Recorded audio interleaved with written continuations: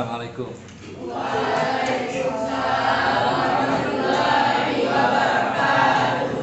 Jawab, beri salam. Waalaikumsalam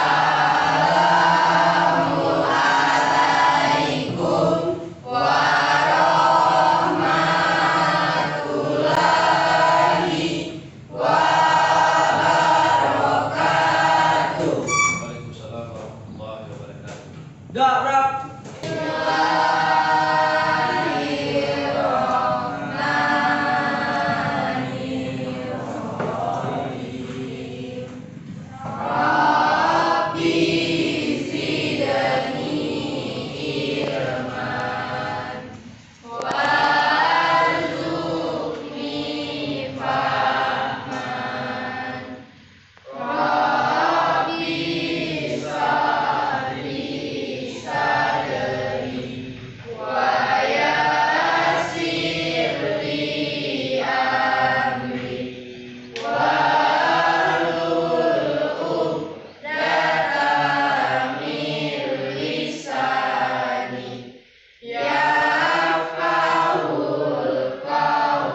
Bagaimana kabarnya hari ini? Sehat.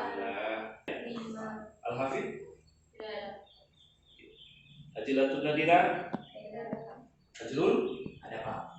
Batra? Ada Pak. Khairun Nasar? Ada Pak. Desika? Ada Pak. Fahri? Ada Pak. Priyadi? Ada Pak.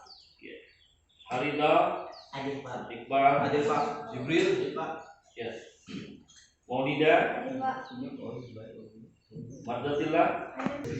Sebelum kita mulai pelajaran kita, hari ini kita bertemu kembali. Alhamdulillah, Allah telah memberikan umur panjang, kesehatan untuk kita semua, sehingga kita dapat bertemu kembali dalam pelajaran pendidikan agama Islam dan budi pekerti. Sedikit kita ulang kembali pelajaran kita yang lalu. Dapat? Oke. Ada tanda hari kiamat. Kiamat itu apa kira-kira? Hari akhir. Hari akhir. Hari akhir itu bentuknya seperti apa? Hari ini kita belajar tentang optimis, ikhtiar, dan tawakal. Ini yang akan kita pelajari yang bercerita tebal, yang 3.1, ya. Memahami Quran surat Az-Zumar ayat 53, Quran surat An-Najm ayat 39 sampai dengan 42, dan Quran surat Ali Imran ayat 159, ditambah beberapa hadis yang berkaitan dengan optimis, ikhtiar, dan tawakal. Yang sebelah kiri. Nah, tujuannya adalah juga yang bercerita tebal. Ya, kita lihat bagaimana kita memahami ketiga ayat Quran tersebut. Lalu ditambah beberapa hadis yang berkaitan dengan optimis, ikhtiar, dan tawakal. Lalu mengidentifikasi lafal yang mengandung kal-kalan. Jadi materi kita hari ini adalah optimis, ikhtiar, dan tawakal. Nah, sebelum kita masuk ke sana, kira-kira optimis itu apa? Saya diri Berpikiran positif. ya positive thinking. Ada nih optimis itu ikhtiar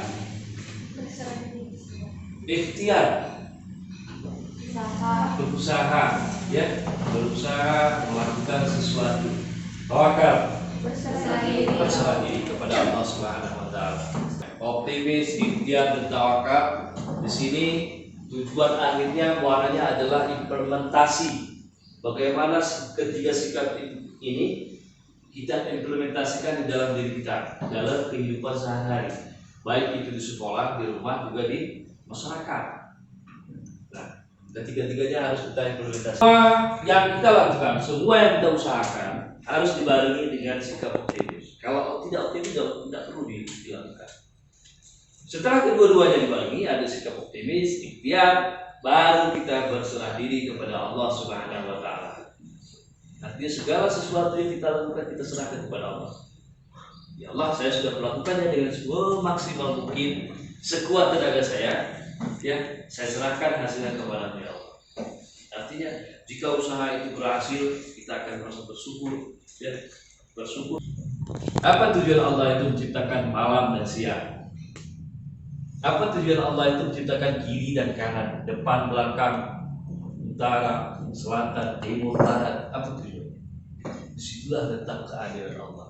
Setelah kita berusaha optimis dalam segala sesuatu, ya, lalu berserah diri kepada Allah, maka disitulah sikap kita tercermin bahwa Allah itu adil, bahwa segala sesuatu itu ditentukan oleh Allah Subhanahu wa taala. Bismillahirrahmanirrahim. Qul ya ibadiyalladzina asrafu ala anfusihim la taqnatu min rahmatillah.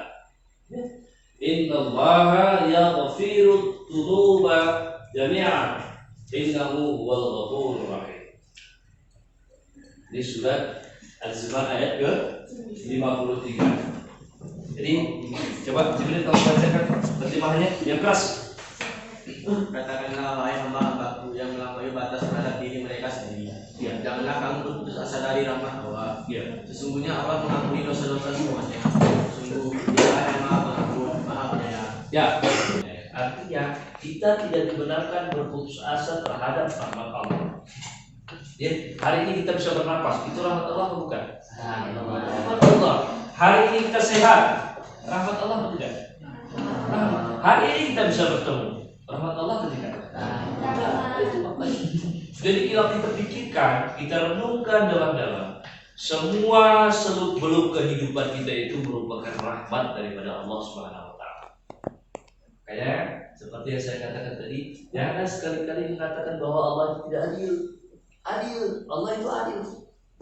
Adil seadil-adilnya. Tapi Allah tidak diragukan lagi, tidak ada lagi.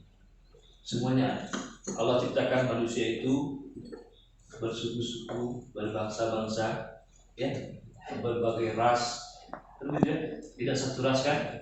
Tujuannya untuk apa? Untuk saling kenal-mengenal.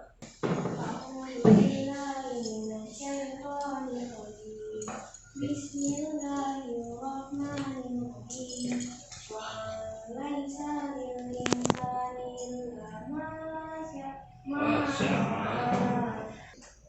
Dan sesungguhnya manusia akan memperoleh apa yang telah diusahakannya. Ingat, ini ikhtiar tadi ya.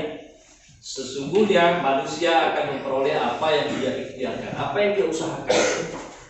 Ya. Kamu mengusahakan yang baik, maka hasilnya juga akan baik. Kamu mengusahakan yang buruk, hasilnya juga akan buruk. Dan sesungguhnya usaha itu akan kelak-kelak akan diperlihatkan kepada kamu. Kemudian akan diberi balasan kepadanya, balasan yang paling. Sekecil apapun perbuatan baik yang kita lakukan, dan sekecil apapun perbuatan jahat yang kita lakukan, itu akan dicatat oleh Allah. Tidak ada yang tidak dicatat, tidak ada yang terlupakan, tidak ada kata-kata istilah ya sudahlah, tidak ada itu. Semuanya tercatat. Makanya Allah katakan pada ayat yang sebelumnya, lihat apabila kamu telah membulatkan tekad, maka bertawakallah kamu kepada Allah.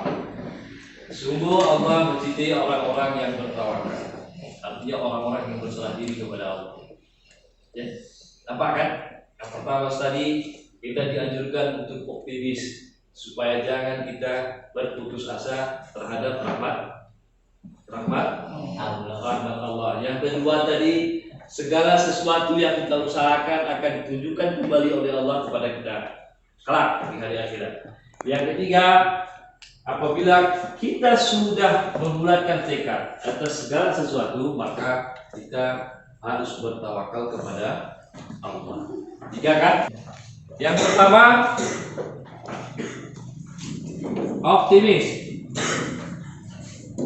Ini Quran surat Az-Zumar ayat 53. Yang kedua, ikhtiar. Quran surat An-Nas